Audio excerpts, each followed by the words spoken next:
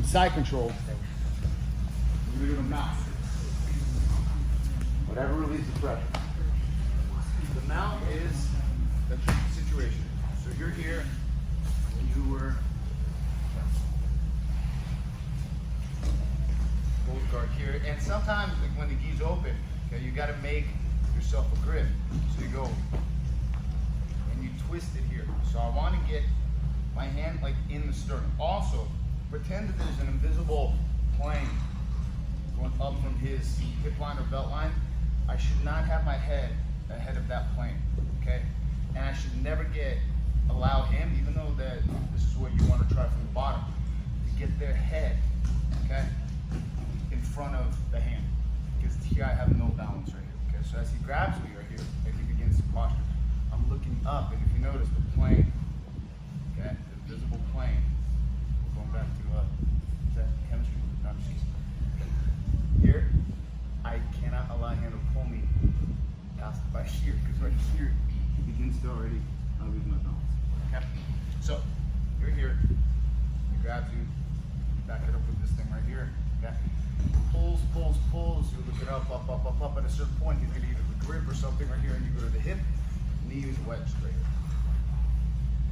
I need to push his hip down, so I can insert my knee here, and as a wedge, begin to put pressure on his feet, because to open the guard, I have to uncross his feet. So as I arch my back here, I bow it here, and then push that knee down, and I drop my chest, and then get the underhook.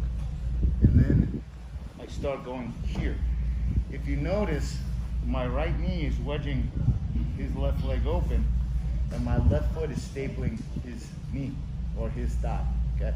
So from here, I have the option to go to side control here and unstaple, or I'm gonna take this knee with my foot bent so he doesn't step over it. That I don't want. Step over my leg. I don't want that, okay? I want this here so that I jam his hip and I jam his other leg with mine. That's so that here, I palm it up here, and then as my feet are dug in, I'm gonna go here, here, here, here. And now we are mounted, and I have an underhook with my right hand. So now what I'm gonna do is I'm gonna attack the same arm right here. I'm going to lift my elbow off the mat, and I'm gonna walk my hand towards the top of his head right here, okay?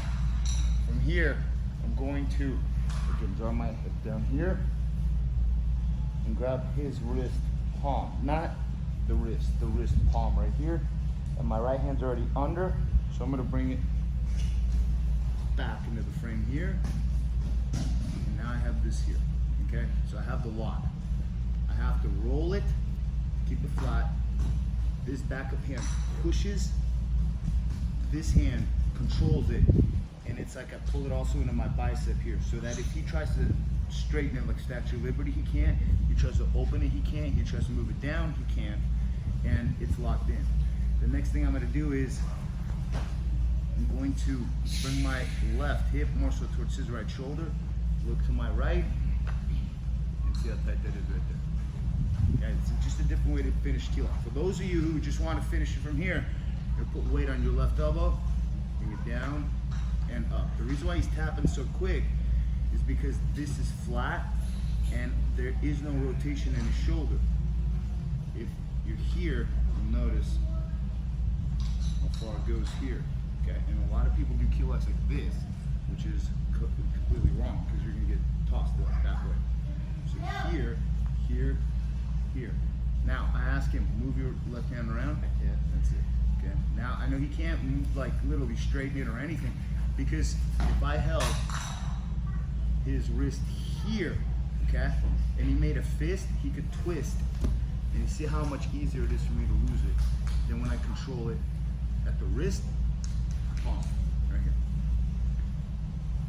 Here, this hand is pressing, this hand's rolling forward like I'm closing the throttle, and my right hand is gonna pull down to my right knee and lift. So I wanna do this motion here, okay, except I'm doing it here, and I'm locking out his shoulder. So if you're gonna do it here, it's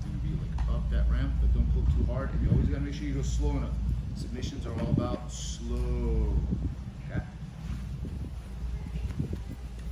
That way. So, again, this is your jiu-jitsu sense. We're here, hold guard, posture, posture, posture, posture, posture. It begins to grip, because I'm lifting here. I go to the hip, knee, and then I arch my back. So I wedge myself into his feet, and then I bow my back. Here, knee, and I go here. Look ahead, cross legs, and flatten them out. Now I widen them up. So with this right leg, I'm controlling this right here. Now this is all happens momentarily, so that you can just in here. You don't want that right hand. Once you walk that right hand forward, okay, he's probably going to straighten out that arm. He doesn't want to bend, yeah, right there. And I'm going to walk it out right here. So you can catch it here. My right hand's already under. Bring it over and lock it. You can have your knees forward, it's fine. Roll it, control it, finish it.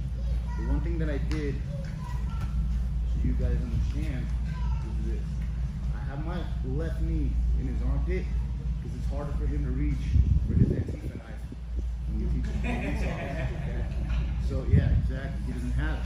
Okay? Now from here, what I'm going to do is I'm just going to drop it right here. Okay? And now from here, I tell him stop resisting. Okay? It's almost like I'm dropping the hip here. And if I feel him reaching for that little knife of his, I can block it here. I'm going to bring it here, but his arm would already be torn and the shoulder would be already. Okay, you can do the key lock from the mount. You can start side control, so you can go in the guard, whichever way you want. 1, 2, 3.